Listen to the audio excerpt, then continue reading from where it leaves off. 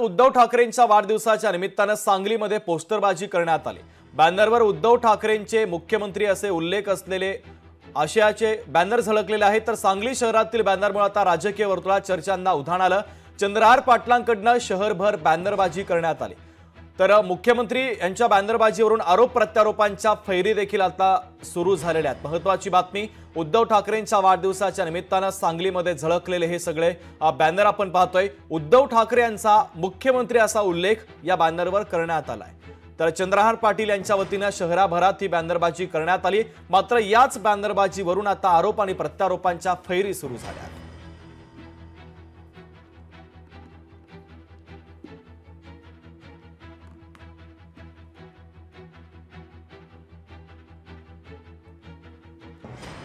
सांगलीत ज्यांनी मुख्यमंत्री उद्धव ठाकरे असे बॅनर्स आणि पोस्टर्स लावलेले आहेत ते पेलवान डबल महाराष्ट्र केसरी चंद्रहार पाटील उपस्थित आहेत।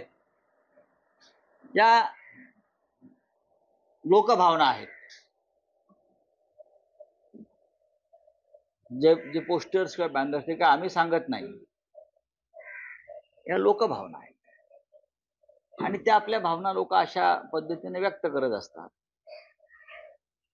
त्याच्याविषयी कोणाला दुःख वाटण्याचं कारण नाही। संजय राऊत जे काही म्हणत आहेत की जनभावना आहे म्हणून सांगली, कोल्हापूर आणि संपूर्ण महाराष्ट्रभर उद्धव ठाकरेजी हे भावी मुख्यमंत्री आहेत असे बॅनर लागलेले आहेत। आता चंद्रहार पाटील या पैलवानाने म्हणे हे बॅनर सांगली आणि कोल्हापूरमध्ये लावले, परंतु त्याकरिता जनतेमध्ये मिसळावं लागतं, काम करावं लागतं, 24 तास डोळ्यात तेल घालून पहारा ठेवावा लागतो जनतेच्या कार्याचा। आणि नुसतं बोर्ड लावून कोणीही मुख्यमंत्री होत नसतं। आणि जर उद्धव ठाकरे हे जे मुख्यमंत्री असतील भावी, तर मग काँग्रेस काय करणार आहे?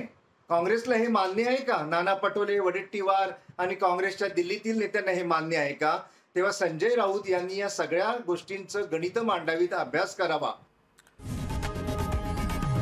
लोकशाही मराठी ऐका, पहा, जागरूक रहा।